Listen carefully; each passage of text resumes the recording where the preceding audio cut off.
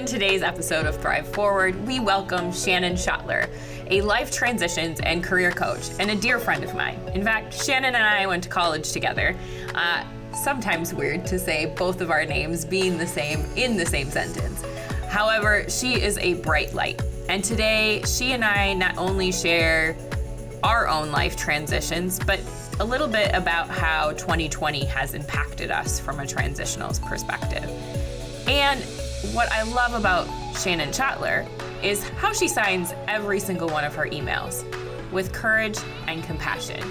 So we talk a little bit about that in this episode, how those aren't two types of feelings that we have separate from each other. Instead, how do we show up in conversations with both ourselves and others with courage and compassion? So tune in.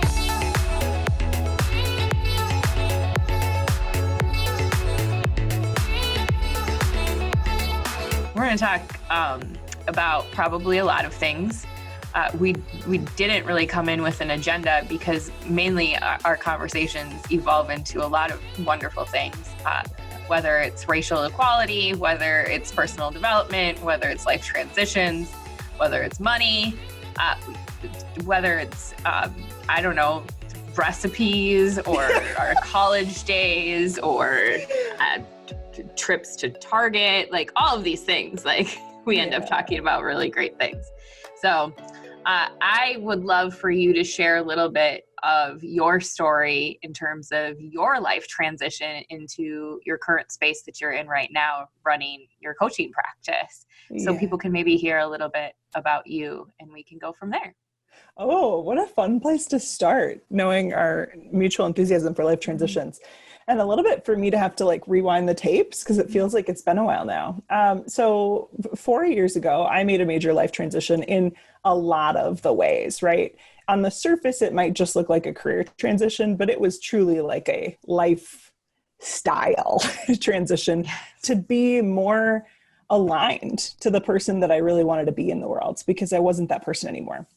So 4 years ago, I had spent 10 years in different corporate roles working for 3M, Target, Grainger, Unilever, you name it, I did it. And a lot of events, mainly that 5 people died in 5 months in our life, led me to this point of saying, whoa, life's too short. God's sending me some massive wake-up calls here, and I am finally ready to listen. So I quit my job without a plan. That's not something that I don't know. I don't know if a lot of financial advisors would advise that. No, please don't. Yeah. No, please don't. Yeah. But it was just what I needed when I needed it in that sense to really create some spaciousness. I had become a workaholic in the truest sense of the word. And for me, it was time for me to take a step back and reground in what truly matters most to me and where I was going in my life. So fast forward 4 years later, which is skipping over a lot of the messy parts, and we can certainly talk about those. We'll unfold some of those messy parts because I think it's key. Yeah, there's a lot of messy parts that we call cocooning, and literally when people go into cocoon, it's like you dissolve.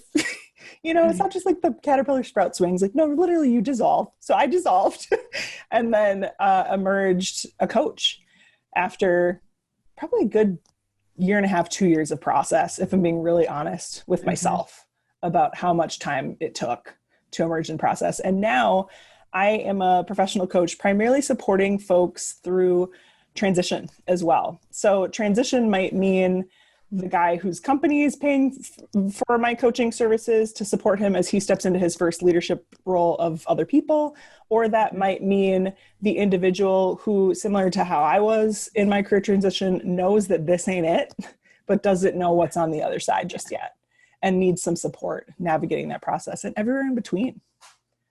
Yeah, and you're damn good at your job. Well, thank you for saying that. It's taken literally 4 years of experience to get there and committing to getting better every day. I think you said it perfectly, like skipping over the messy part of things. I actually just wrote an article on LinkedIn, which is now, when our episode airs, it'll have been a month old. So if you haven't read my article on LinkedIn, please go read it. It's fantastic. No, I'm just kidding. It is. I talk about transforming in that space and mental health and how we don't take seriously the element of leadership needing to be vulnerable, and exposing some of that messy stuff, because that messy stuff makes us who we are, and without being like this Pinterest perfect person. And I know that all too well, because I subscribed to that element of life for a really long time. And now I like you, I'm fairly new into this. I mean, I'm not even a year into my entrepreneurial journey, but I feel like an element in certain areas of weight lifted off of me. And I can be honest with people and say, like, this is me, this is who I am. And these are the journeys that I've experienced, and sharing those. But talk a little bit about vulnerability, the messy parts of things, and how you've used those both yourself, but also in coaching practices with some of your clients. Yeah. As you were sharing a little bit, what came to me was, I remember when I started my messy middle part of the journey, I started a blog. And I don't know if many people know this. I don't know this. I've been like dusting it off slowly, candidly, to find some new content inspiration. But I started a blog, and part of my passion around the blog was that I felt like I was a person who was wearing different masks in different spaces. Like, oh, this is the Shannon that my Target colleagues knew me as. Oh, this is the Shannon that my friends from college might know me as. Oh, this is the Shannon that my family knows me as. And I started a blog almost in the interest of like, it's time for me to merge these identities and get to be one human in all the spaces all the time. So that was a part of it. Because it's real exhausting to change in between all of those. It really is. It really is. And so that was a big part of my messy middle evolution, was saying, no, I'm going to get vulnerable about what's going on in my brain and how I showed up differently in different spaces, and dare to let my mentors at Target, who maybe only knew me in one light, get to see me in some of these other lights. Because that's where I think I felt the greatest, like, what's the word? Like fracture in my identities, was like, you know, Brendan at Target only knew me as this high achiever, but some of my advisors at St. Kate's that I was still deeply close with from college 10 years later knew me for how much I cared about social justice. And he didn't know anything about that. And they didn't know anything about like what I was doing at Target. Yes. So it was just like this necessary moment to almost bring those diverse parts of me together and find out what I wanted the whole picture to look like. And so that was where vulnerability came forth for me first, to experiment and begin to play with, like, publicly beginning to sort through the mess within myself. I don't advise it. Like, you don't have to have a really public, messy middle. But it was helpful for me in a way to check myself on that sense, on like, am I okay? Because I knew people from all of those different groups were reading, because everybody was so shocked that I was doing what I was doing, of just like blowing it up kind of and starting over. And then I think to your second question of how does vulnerability come through in coaching, where it's a little bit different, is I want my clients to be the center of the focus, you know? So like, we don't talk about me a whole lot in coaching, but I do think often about what's the container that I'm creating for my clients so that they might feel really safe saying things to me that they've maybe never even said out loud to themselves, much less anyone else. And how much that energy and that presence is needed, I'm getting chills saying this to you, so that they can facilitate or foster their own journey, because their journey is not going to look like mine. So if I color my stuff in and say, well, these are the lines that I drew and this is how I connected the dots, that's just, it's not relevant. It's because theirs is going to look different. And if anything, it might give them a sense of like, this is what right looks like and this is what wrong looks like. And that's just not it at all. I'm here to support, guide, offer tools, resources to nurture them in whatever path, whatever they choose their path to look like. Yeah. And I think I like the messy middle part of talking about things, only because I'm not in the messy middle anymore. Isn't that the truth? We don't want to talk about it when we're in it. No. And you've experienced some of my messy middle. And it is like this element of like self-discovery. What is it that you want to do? Sorting through some of those emotions and really looking inward. A lot of times we don't want to spend time with ourselves because we know we might uncover some of those things that are going to lead us through that messy middle. But the other side, the other side is so great. Like working through that messy middle, establishes a level of confidence. A lot of times I get asked questions like, how are you so confident? Or just like have the ability to just say it like it is or put yourself out there. And I'm like, well, because I went through this whole stage where I didn't. And I was afraid of putting myself out there or the repercussions of that, or was even shamed when I was honest with some of those things. In my article, I talk a lot about some of the great leaders that I've had, and then one not so great leader that I had that really did provide me a lot of shame in the workplace around not being ready to come back to work after a major life transition of having a baby. And so how do we create this new, the U of M asked me to speak on a topic called fearless leadership. And I said, that doesn't exist. And they're like, what? And I was like, fear is a necessary part of leadership.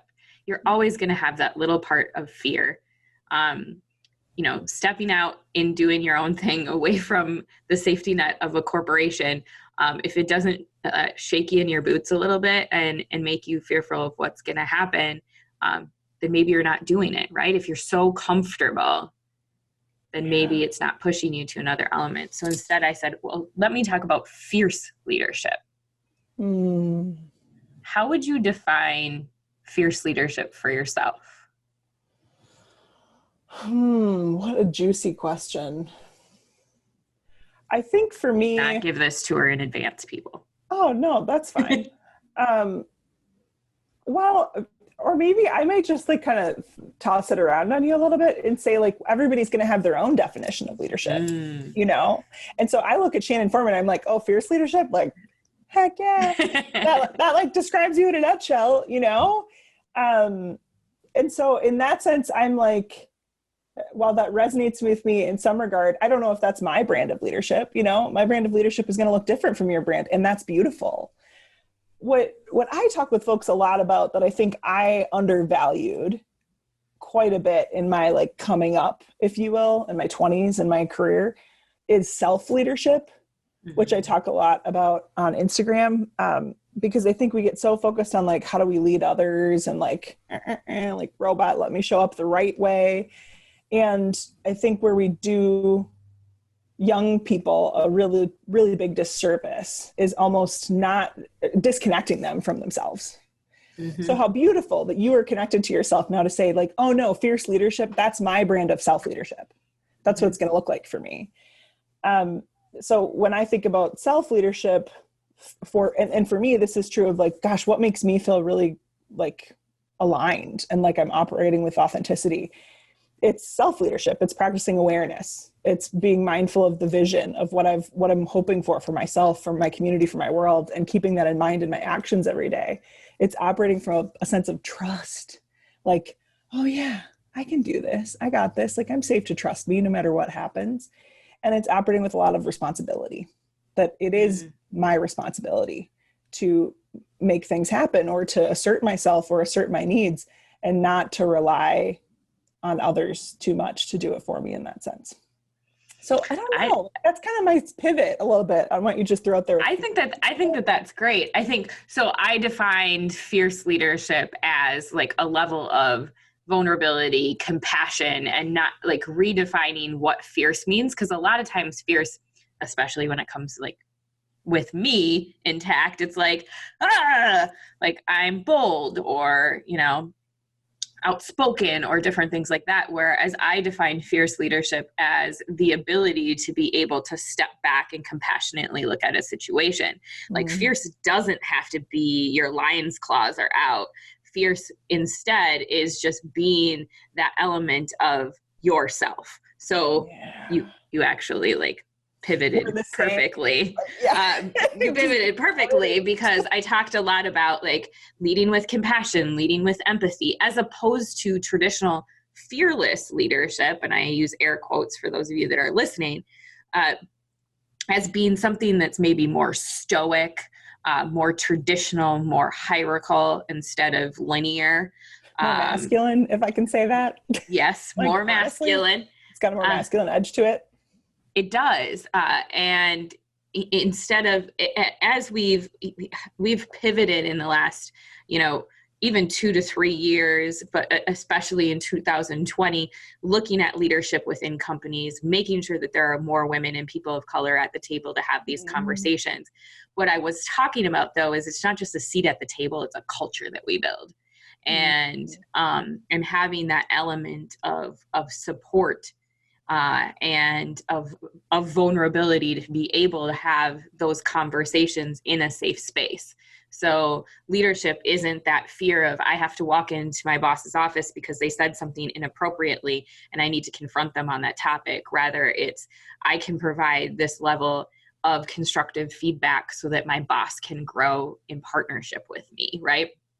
So that we can look at this element of culture that we create as not a checked box, but rather a true transformation of what that looks like. And so putting our egos aside to lead with compassion.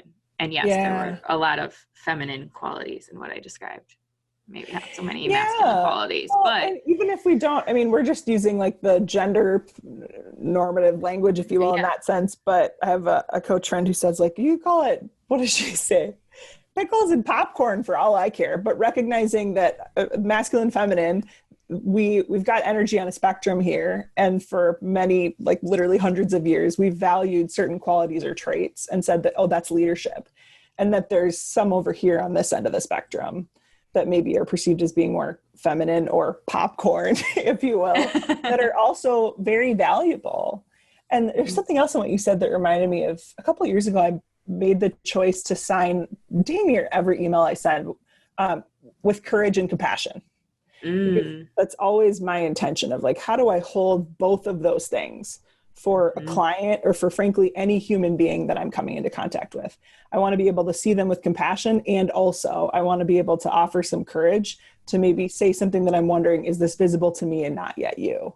Or is this a point where, we've got to be courageous and take a stand or say something is not maybe right because we've got compassion for some other folks. Right. It's that intersectionality of two different types of things. Maybe I should change my signature to with gratitude and grace. Whatever it is. Yeah. It's such a helpful checkpoint for me. Yeah. Truly. And I don't have it. I deliberately do not have it as like part of my auto signature. I want to have to type it every time because it's a moment for me to pause and check in with what I just wrote above. That's to say, beautiful. Is this operating with compassion for this other person that I'm responding to? And is this operating with some courage?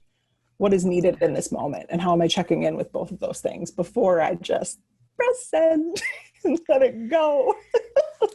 What if we all thought about that before any interaction? I wonder how the world would be a different place. Yeah. It's those moments of pause. I don't know that we ever did this in our coaching engagement. Catch me if I'm wrong, but I can think of clients for sure that part of the very first early work that we do is help them learn to take a breath, find that moment of pause before we just impulsively press send or decide what's got to happen next.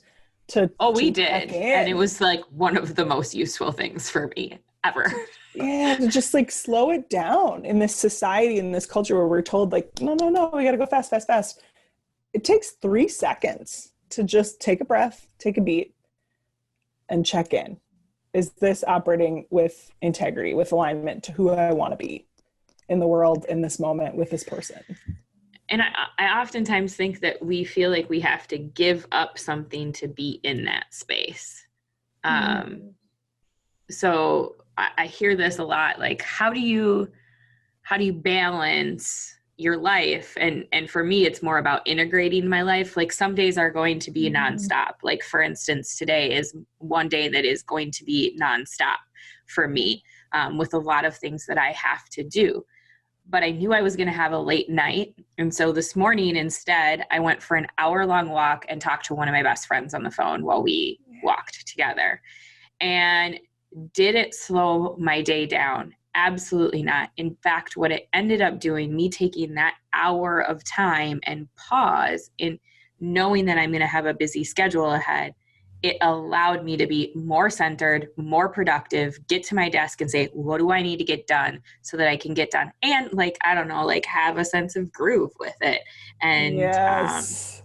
and like love about life. And instead of, filling my day with something or just like ramming right into the workday, I think that I'm going to change gears to 2020. I think the 2020 Good. has allowed us the space to be able to look at what this newness could look like for all of us instead of the hustle and the bustle, that the new normal could be, what is your priority? How do we take care of self, beyond just like a hashtag self-care? Yeah. Yeah. I'm going to go back to like gosh, I guess I just want to talk about masculine and feminine today. I'm going to go back to that a little bit because that's what I hear in that, and that was part of a lesson in me evolving into who I wanted to be in the world, is shedding some of those more like structure, rigid, routine. It's got to be a set way, and starting to go, I think you said groove, like with the groove. For me, it's like with the flow. Like, how do we let this flow? And that doesn't mean that I'm just like, wake up in the morning like, I get to do whatever I want today. Like, no, but it does mean that I create structure with which I can flow between, like I also knew I was going to have a busy day. I don't know what's been happening on my calendar lately, but it's like everybody books in on Tuesdays and I got nothing the rest of the week, but Tuesdays I'm going from like 9 a.m. to 8 p.m. lately. And so I knew I had this like literally like an hour window in the morning, and I told myself like I just get to flow in that time because everything else was going to be structured. So how can we balance that within our lives and give ourselves a container? Another word I feel like I'm using a lot lately, a container to like just like in moments where we need that. Yeah. Because we're all processing a lot of heavy stuff right now. Like our lives didn't stop. Like what we are dealing with in our personal lives haven't stopped. In fact, it's probably been amplified by 2 pandemics we're living in, right? We're living in a massive health crisis with COVID-19, and we're living in a racial reconciliation period where we need to figure out how are we going to get to the next space for equity in our world for everyone, right? And specifically Black and brown people in the United States. And that has uncovered a lot of heaviness that we have to, some people are unpacking a lot for the first time and realizing like, well, I still got to work. Oh, by the way, it might be homeschooling or distance learning some kids. I'm still trying to connect with the people I love and care about. And I'm trying to have some sense of time with self and how do I make that time with self valuable. What do you feel like 2020 has shown you? I mean, I want to be careful here. So on the surface, like if I almost go back through in time, like when COVID started, candidly, COVID didn't change a whole lot of my day-to-day life as an entrepreneur. I already spend a lot of time by myself. That's just the nature of my business. Obviously, when we fast forward to George Floyd, my daughter is Black. That blew some things up in my life, but not at the same time because of our common educational background in St. Kate's. I have a minor in critical studies of race and ethnicity. Like this wasn't new news to me, but I will say it jarred something in me of how it was new news for a lot of other people. Right. So right. I think 2020 though has still been a beautiful teacher for me in Going back to those words we talked about earlier, courage and compassion. So finding compassion in moments for myself, for the collective, for my clients. I had a single mom client homeschooling 2 boys out in Seattle. Like, yeah, our relationship is going to look different. Our coaching agenda might need to change. And how do I have just more flow in that sense, and meeting other people where they are and meeting myself where I am, and also courage to speak up sometimes. I remember shortly after the George Floyd incidents getting really irritated by some folks who were just like, I hadn't talked to you in 4 years. You're gonna come ask me how my kid's doing? Like, what is life? Like, you don't just get to come ask me how my kid's doing when a Black man dies. Like, you either show up for the ride or you don't. So, yeah, there's not so much compassion in there in what I just said, huh? But, how do we... But there's realness and there's courage in being able to stand up and say that. And I think that there's compassion for your daughter, and compassion for the Black and brown folks that you love by standing up and saying something like that, right? Yeah, and maybe it's that, maybe that was my knee-jerk reaction, and then finding the more compassionate way to communicate that perspective to folks. Yeah, I mean, there's like this middle ground of being able to kind of be a bridge builder in this situation, for me, because it's been work, as you know, that I've been doing for a long time. Yeah. But at the same time, it was more so for me when Philando Castile was murdered, that it was like this like freight train that came at me in order to like really move in that direction a lot more aggressively. So the unfolding of 2020 and having these conversations has actually challenged me to how do I meet people who are just showing up to this conversation? Yeah.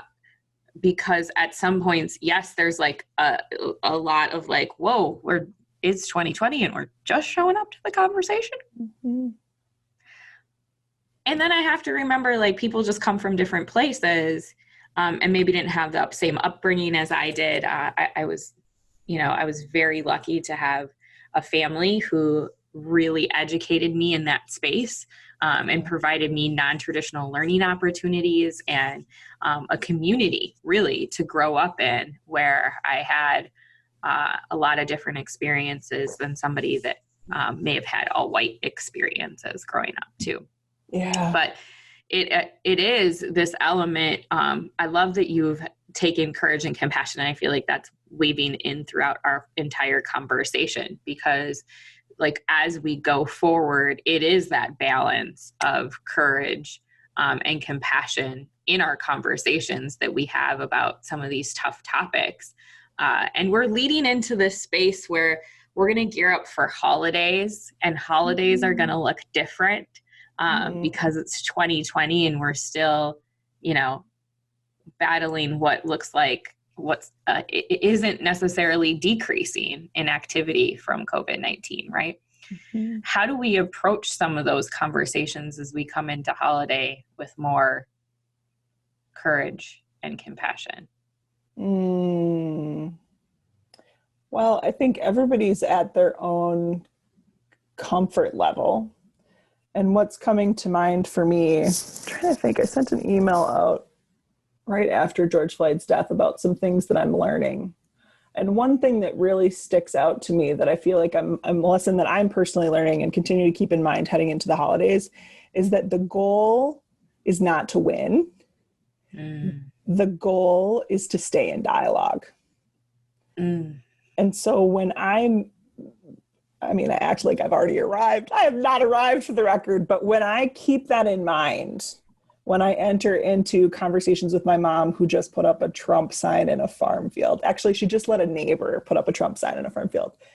I have to remember courage and compassion, and also that the goal is not to win, but to stay in dialogue with her about her choices, about her decision, about the fact that she's a Black granddaughter and that we need to think more thoughtfully about these choices now, about the impact that it has on me, about the impacts that it has on our family when actions like that are taken. And I share that really vulnerably to say like, hey, look, we got it right here in my family. We're working through it. But how can I continue? And this conversation is helping me anchor back to that. How can I continue to remind myself it is not the goal to win. It is the goal to stay in dialogue. Because the long-term gains don't happen in the span of like winning an argument, you know? Like how many, can you think about a time when you really try to just win and like it actually ended positively, like where the other person all of a sudden was like, oh my gosh, yes, you're totally right. Thank you so much for having the courage to correct me. May you have the courage to do it again. Like, no, it doesn't happen. I think when I led with compassion, they did, right? But like if I led with from like an angry space, and like compassion looks maybe a little different for me. Like I had a lot of conversations with some folks around saying like all lives matter, right? And I knew that in their heart of hearts, because I did know them as people, that they didn't necessarily mean what that might translate to other folks as. Mm-hmm. And so it was an opportunity for me to have a conversation with them and say, hey, by the way, this is why we maybe use Black Lives Matter as opposed to all lives matter, right? What we're not saying that all lives don't matter, but we're saying right now we need to focus on those who don't feel of value, who are systemically oppressed, and how we need to stand in that space and make space for them in order for their voices to be heard. I know with love that you didn't necessarily mean that, so I wanted to share this with you. And the response was fantastic. However, I have also had times where I've literally jumped down somebody's throat and told them where I think they should go with their opinion. Haven't we all? Yeah. And that did not end well in that moment. However, it did open, fortunately for me, it did open dialogue with one individual that ended up, over 4 years really transforming into a space where now we can have a healthy conversation around this topic and actually but it wasn't that transformational moment. It was the love and compassion afterwards. That took time. Yeah, it took time. And for me to deliver, I had a conversation with my friend Lisa earlier on the podcast about storytelling. And a lot of times we learn through stories and experiences. And if we just all listened to each other and didn't doubt each other's experiences and instead just listened for compassion and empathy over, sympathy, right? Like how does that feel for them as opposed to, oh, I'm sorry that happened to you. Thinking about those two differences. Yeah. So, well, and tying it back to the life transition stuff where we started maybe in this conversation, I think the same rule can apply to ourselves. How do we make it a goal to stay in dialogue with ourselves versus trying to win any race, So often such a good point. We get really focused. I shouldn't say we. Maybe the Enneagram 3s out there, the achievers out there, the high performers, a lot of the people that I tend to coach that gravitate towards me, they're really focused on like achieving, winning. And how do we like lovingly, gently reshape our life philosophy, our career philosophy to stay like, no, my goal is to like stay in dialogue, like with myself about what actually is feeling good and what's not and where I want to make some changes, because life's not meant to just like go one direction and it's up and up and up. Like it's going to be circular. It's going to be messy. It's going to be fluid. And so let's focus on staying in dialogue and not winning with ourselves too. And with those. I think that's a great option for us to consider as we go into tough conversations with ourselves or life transitions or different things, because I say this a lot. 2020 has been a year where we have experienced life transitions kind of all at once together, yet simultaneously individually. And normally life experiences and life transitions really do happen for us on a more individual basis.